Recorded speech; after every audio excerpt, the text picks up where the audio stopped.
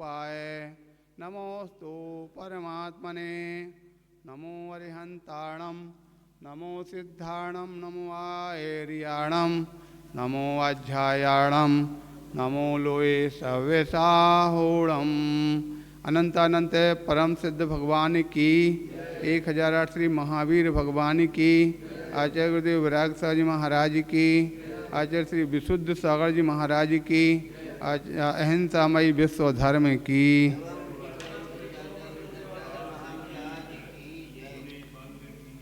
तो अभी स्वाध्याय की बात चल रही थी।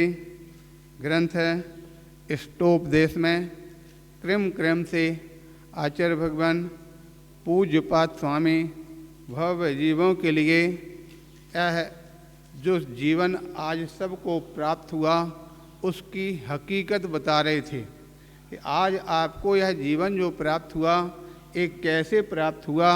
ये आज का नहीं कल का हमारे लिए वह फल प्राप्त हो रहा।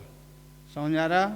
कल का फल आज प्राप्त हो रहा, क्योंकि आप सभी जानते हैं संसार के अंदर जितने भी जीव हैं ये सब कहाँ से निकल कर के आ रहे?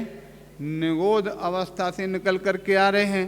तो निगोद से आकर के सीधे मनुष्य की प्राप्ति होना हो तो सकता है, लेकिन बहुत बड़ा दुर्लभ है। किंतु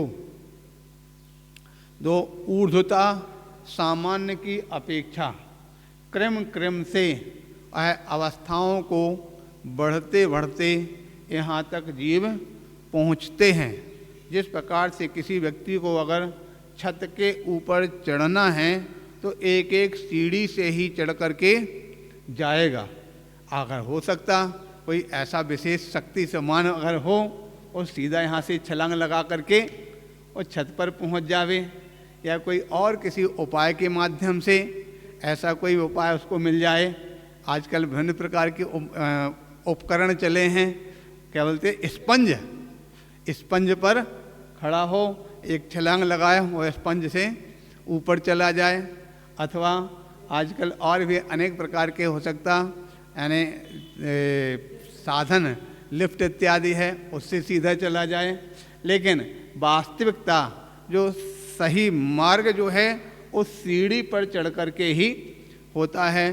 तो निगोद से निकल करके जीव पृथ्वी जल अग्नि वायु वनस्पति 2 3 4 पंचेंद्रिय अवस्थाओं को प्राप्त होता हुआ मनुष्य अवस्था को प्राप्त हुआ।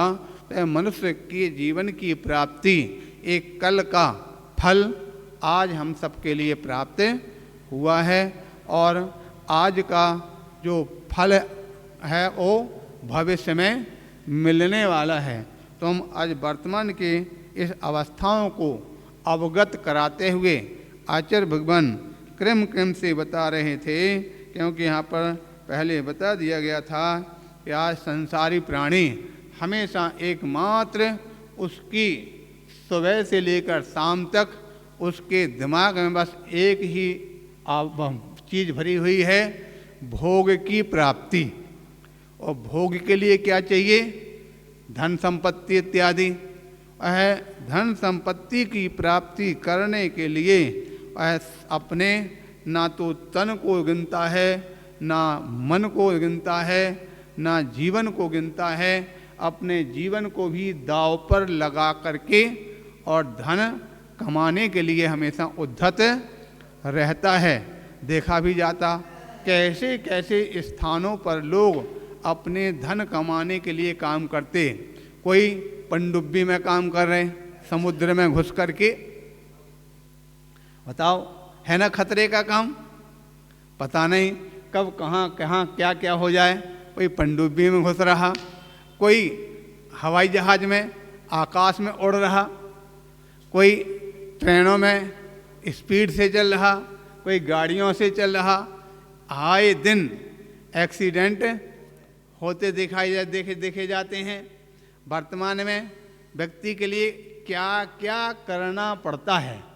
कोई व्यक्ति हैं उस सुबह उठ करके होटल वाले 4 बजे से अपनी दुकान खोल करके बैठ जाते, जब किसी के या तो सोने का समय है या 4 बजे उठ करके अपना आत्म ध्यान करने का समय है, वहाँ पर चाबी ले करके और अग्नि जला करके अपनी भट्टियाँ सुलगाना प्रारंभ कर देते हैं। तो इस धन के लिए, इस जीव के लिए क्या क्या नहीं करना पड़ता है और क्या क्या उस धन को कमाने के लिए लगा रहता है, उसकी हकीकत को बताने के लिए सबसे बढ़िया 13 नंबर के इस श्लोक में कितना सुंदर कथन किया था। तो कहते हैं धन को पहले प्राप्त करना, कमाना बहुत बड़ा मुश्किल है। हर व्यक्ति के लिए धन नहीं मिल जाता। कोई ऐसे पुण्यवान जीव 10-5% होते हैं कि जिनके लिए धन की प्राप्ति हो जाती है, और इतना हो जाता है कि वो स्वयं ही अपना प्रयोग करते हो, सारी दुनिया को लुटाते हैं। बाकी अधिकांश जीव तो धन को अपनी आजीविका चलाने के लिए ही परेशान रहते हैं। इस प्रकार से तो धन को पहले दुर्जयन असुरक्षिण, पहले तो प्राप्त करना मुश्किल है, अगर प्राप्त हो जाए तो उसकी सुरक्षा करना मुश्किल है। हम लोगों का एक बार चातुर्मास चल रहा था बांसा में, वहाँ पर लोग बताते थे कि बड्डे कहलाते थे। वो 4 भाई थे, तो बोले पूरे रात भर जागते हैं, ड्यूटी लगा रखी चारों भाइयों ने, और इस 4-4, 6-6, 3-3, 4-4 घंटे की, वो जगेगा वो सो जाएगा, दूसरा जगेगा वो सो जाएगा, तीसरा जगेगा। पूरी रात भर उनकी ड्यूटी चलती थी। पता नहीं कहीं उस प्रकार से सो जाएंगे तो चोरी करके ले जाएगा।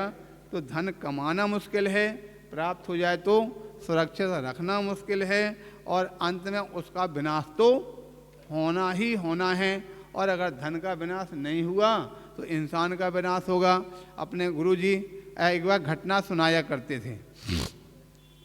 वो बोलते थे एक बार कोई राजा ने बहुत अच्छा बड़ा महल तैयार किया, और समय पर उसका जब उद्घाटन चल रहा था तो चारों तरफ से सारे दुनिया के लोग इकट्ठे हुए। वहाँ पर संचालक ने संचालन किया, ये महाराज ने इतना बढ़िया महल बनवाया है, आप देखो अगर किसी चीज़ की कोई कमी नज़र आ रही हो तो उसका पूर्ति की जा सकती है, लेकिन उसमें कोई कमी नज़र आई ही नहीं रही थी, सब कुछ था। तो उस समय पर हमारे पाटनी जी के जैसे एक महानुभाव थे, वो जाकर खड़े होते हैं, वो खड़े होकर के बोलते हैं, बोले महाराज हमारे लिए इस महल में यहाँ पर वर्तमान में 3 कमियाँ नज़र आ रही। लोग बड़े आश्चर्य करने लगे, 3 कमियाँ नज़र आ रही हैं, कौन सी 3 कमी हैं? तो उन्होंने बताया सबसे बड़ी कमी तो ये है कि जो ये महल है ना, इस महल को जिसने बनवाया है वो शाश्वत नहीं है, उसका अंत होने वाला है। ठीक है, दूसरा बनाने वाला और बनवाने वाला। दूसरी कमी है ये महल जो बना है ना, ये महल ये भी आगे चल करके नष्ट होने वाला है। पहले बनाने वाला, दूसरा महल नष्ट होने वाला, तीसरा अंत में वह जिसने बनवाया है वो भी नष्ट होने वाला है। ये तीनों कमियां सबसे बड़ी हैं, इनकी कभी भी पूर्ति नहीं हो सकती है। इस प्रकार से कहा तो उस समय जो राजा था उसके लिए वास्तविकता नज़र आई, और उसने जो महल अपना बड़ी रुचि के साथ बनवाया था अंत में उससे वह विरक्त हो जाता है। इस प्रकार से और तो कहने का तात्पर्य है, यहाँ बता दिया था, आगे बताया था कि यह विपत्ति मात मनोमूढ़ा परेशान मन्यक्षते, यह बताया गया था कि दूसरे की विपत्तियाँ इंसान को दिखती हैं लेकिन स्वयं की विपत्ति नहीं नज़र आती है। और आज यहाँ पर बताया गया अब आयुर्वृद्धि क्षयोत्कर से हेलतुम काल से नरगमम वांछताम धननाम इष्टम जीवता स्वतराम धनम। अर्थात हे संसार के अंदर जो भी जीव हैं काल से निर्गमम, काल के व्यतीत होने पर समय जैसे बढ़ता जाता है वैसे वैसे मनुष्य की आयु बढ़ती चली जाती है। आयु बढ़ने पर वह सोचता है कि मैंने जो व्यापार फैला रखा है उस व्यापार से बहुत अच्छी इनकम हो रही है, आमदनी हो रही है। ठीक है, वह आमदनी को देख तो उसको देख रहा है लेकिन स्वयं के जीवन को नहीं देख रहा है कि आयु संपत्ति तो बढ़ रही लेकिन मेरा जीवन भी अंत की ओर जा रहा है। इसलिए जो भव्य अज्ञानी जीव हैं, उन अज्ञानी की जीव की दृष्टि धन पर तो लगती है, स्वयं की ओर दृष्टि नहीं लगती है। अज्ञानी जीवों के लिए स्वयं के जीवन से धन ज़्यादा इष्ट होता है। इस प्रकार से यहाँ पर कहा गया और देखा भी जाता है। वर्तमान में तो सबसे ज़्यादा समस्याएं हो रही हैं। आपने सुना होगा, सबसे पहले इंदिरा गांधी की मृत्यु हुई थी, कई के लिए, उसमें भी शायद यही कुछ था, वो क्या बांध करके ले गया था, अथवा जिसने मारा था सरदार ने, वो जानता था, नहीं, जिसने मारा था सरदार ने, वो जानता था कि मैं मारूंगा तो जिंदा तो बचने वाला हूँ नहीं। उसने मारा तो तुरंत उसके लिए फांसी की सजा इत्यादि जो भी हुई। बाद में फिर राजीव गांधी को मारा तो कैसे मारा था, वो लेडीज अपने कमर में बम बांध करके गई थी। जब दूसरा वहाँ से मरेगा तो अपने आप वो तो मरने वाला ही है।